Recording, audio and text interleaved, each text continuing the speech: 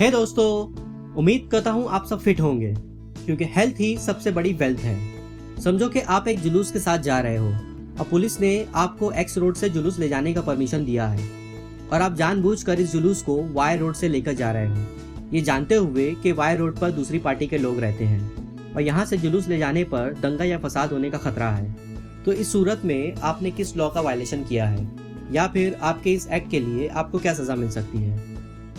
आपने contempt of court का concept तो सुना ही होगा। अगर नहीं सुना तो शॉर्ट में इसका मतलब है कोर्ट के ऑर्डर्स को मानने से इनकार करना या इस ऑर्डर्स के अगेंस्ट जाकर कोई एक्ट करना। बट इस एग्जाम्पल में आपने कंटेम्प्ट ऑफ कोर्ट नहीं किया है, बल्कि कंटेम्प्ट ऑफ कोर्ट की ही तरह एक दूसरा कॉन्सेप्ट है जिसके तहत आपको इस एक्ट के लिए 1 से 6 महीने तक की सजा हो सकती है।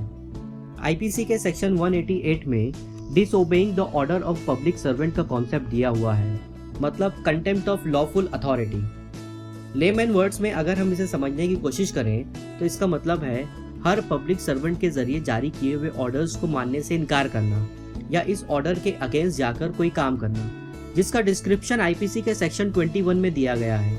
इस सेक्शन में पब्लिक सर्वेंट को एलैबोरेटली डिस्क्राइब किया गया है कि कौन कौन से लोग पब्लिक सर्वेंट की डेफिनेशन में फॉल करते हैं। अभी मैं आपको एक और एग्जाम्पल देता हूँ और इस दूसरे एग्जाम्पल के बाद आपको दोनों कॉन्सेप्ट में डिफरेंस समझ में आ जाएगा। समझो आपका आपके पड़ोसी के साथ जमीन या प्रॉपर्टी को लेकर कोई झगड़ा चल रहा है। वो आपकी जमीन या प्रॉपर्टी पर कोई इलीगल कंस्ट्रक्शन कर रहा है।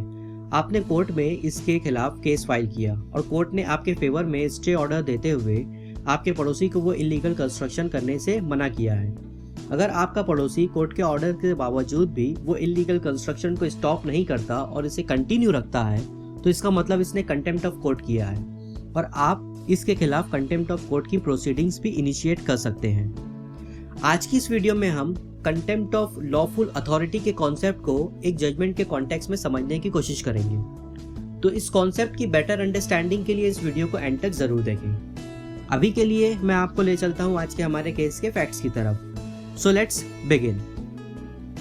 आज के इस केस में एक असिस्टेंट पुलिस इंस्पेक्टर ने क्लब मैनेजर के खिलाफ इस बिना पर एफआईआर रजिस्टर किया कि इसने डिस्ट्रिक्ट मजिस्ट्रेट के जरिए इशू किए हुए क्लब लाइसेंस में मेंशन्स कंडीशन का वायलेशन किया था। एफआईआर के कंटेंट्स के मुताबिक 10 अगस्त 2017 की शाम तकरीबन 6:30 बजे एपीआई अपने कुछ साथियों के साथ एक्स क्लब पहुंचे। क्लब के हॉल में उन्होंने देखा कि 2 टेबल लगे हुए थे और दूसरे रूम में भी कुछ टेबल्स लगे हुए थे। हर टेबल पर 4 से ज्यादा लोग बैठकर कार्ड्स खेल रहे थे। एपीआई ने क्लब मैनेजर से क्लब का लाइसेंस मांगा और ये नोटिस किया कि ये लाइसेंस डिस्ट्रिक्ट मजिस्ट्रेट ने तकरीबन 5 साल पहले इस क्लब को इशू किया था और इस लाइसेंस में जो कंडीशंस मेंशन की गई थी इसके मुताबिक एक टेबल पर सिर्फ 4 लोग ही बैठकर कार्ड खेल सकते थे। एपीआई के मुताबिक एफआईआर रजिस्टर करने के लिए ये एक फिट केस था, इसलिए उन्होंने क्लब मैनेजर के खिलाफ आईपीसी के सेक्शन 188 के तहत एफआईआर रजिस्टर किया। Aggrieved by the registration of FIR, club के मैनेजर ने हाई कोर्ट में इस एफआईआर को क्वॉश और सेट असाइड करने के लिए ये क्रिमिनल एप्लीकेशन फाइल किया। At the time of argument, club manager के एडवोकेट ने यह आर्ग्यू किया कि क्लब रूल्स एंड रेगुलेशंस के मुताबिक ही चलाया जा रहा था और ऑफेंस एक पुलिस ऑफिसर के जरिए रजिस्टर किया गया है जो एक कॉम्पिटेंट अथॉरिटी नहीं है। उन्होंने ये भी आर्ग्यू किया कि सेक्शन 188 के 4 इंपॉर्टेंट इंग्रेडिएंट्स में से एक भी इंग्रेडिएंट इस केस पर एप्लीकेबल नहीं होता है। उन्होंने सेक्शन 188 के इंपॉर्टेंट इंग्रेडिएंट्स का ब्रीफ इंटरप्रिटेशन करते हुए आर्ग्यू किया कि एफआईआर के कंटेंट्स के मुताबिक जो ऑफेंस क्लब मैनेजर ने कमिट किया है उस ऑफेंस के ताल्लुक से नंबर 1, पब्लिक सर्वेंट की तरफ से कोई ऑर्डर जारी किया जाना चाहिए। नंबर 2, पब्लिक सर्वेंट को वो ऑर्डर जारी करने का कानूनी इख्तियार होना चाहिए। नंबर 3, क्लब मैनेजर को उस ऑर्डर की जानकारी होनी चाहिए कि उस ऑर्डर के जरिए उसे उस काम को करने या उस काम को ना करने के लिए कहा जा रहा है।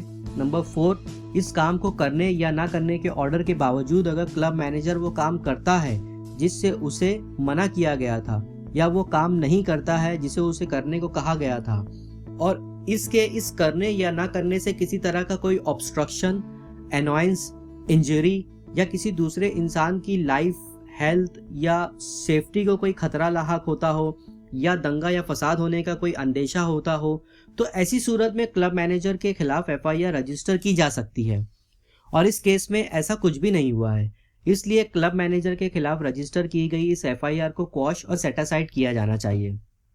वहीं दूसरी तरफ एपीआई की तरफ से आर्ग्यू कर रहे सरकारी वकील ने एफआईआर के कंटेंट्स को ही बेस बनाकर आर्ग्यू किया और एपीआई के जरिए क्लब मैनेजर के खिलाफ रजिस्टर की गई एफआईआर को सही ठहराया।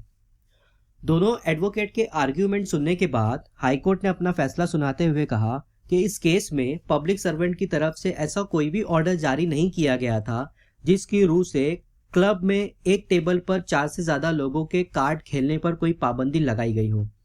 इसलिए इस केस में किसी भी तरह के ऑर्डर का कोई वायलेशन नहीं किया गया है। कुछ देर के लिए अगर इस बात को मान भी लिया जाए कि क्लब मैनेजर ने क्लब लाइसेंस की कंडीशंस का वायलेशन किया है, तब भी इससे किसी दूसरे इंसान की लाइफ, हेल्थ और सेफ्टी को कोई खतरा लाहक नहीं हुआ था और ना ही दंगा या फसाद होने का कोई अंदेशा था। एफआईआर के कंटेंट्स और सेक्शन के इंग्रेडिएंट्स से ये पता चलता है कि सेक्शन 188 इस केस पर एप्लीकेबल नहीं होता है। एट द मोस्ट इस केस में क्लब मैनेजर पर लाइसेंस की कंडीशन को ब्रीच करने के लिए कानून के मुताबिक एप्रोप्रिएट एक्शन लिया जा सकता है और इसी तरह हाईकोर्ट ने क्लब मैनेजर के अगेंस्ट क्लब मैनेजर के ऊपर रजिस्टर की गई एफआईआर को क्वॉश और सेट असाइड कर दिया। हे दोस्तों, ये ट्रू इंसिडेंट्स मैंने आपको बॉम्बे हाई कोर्ट के जजमेंट से बताया है जो कोर्ट ने Datta Pandurang Raut versus state of Maharashtra में दिया था। दोस्तों, डोमेस्टिक वायलेंस वीडियो सीरीज की नेक्स्ट वीडियो मैं किस टॉपिक पर बनाऊं, कमेंट करके मुझे ज़रूर बताएं। जिस टॉपिक के लिए ज़्यादा कमेंट आएंगे नेक्स्ट वीडियो उसी टॉपिक पर बनाऊंगा। अभी के लिए सब्सक्राइब करें हमारे यूट्यूब चैनल को, दबाएं बेल नोटिफिकेशन आइकन्स को ऐसी इंफॉर्मेटिव वीडियोस को अगर आप मिस नहीं करना चाहते तो, और शेयर करें अपने फैमिली एंड फ्रेंड्स के साथ व्हाट्सएप एंड फेसबुक पर। Now to end, thank you for watching.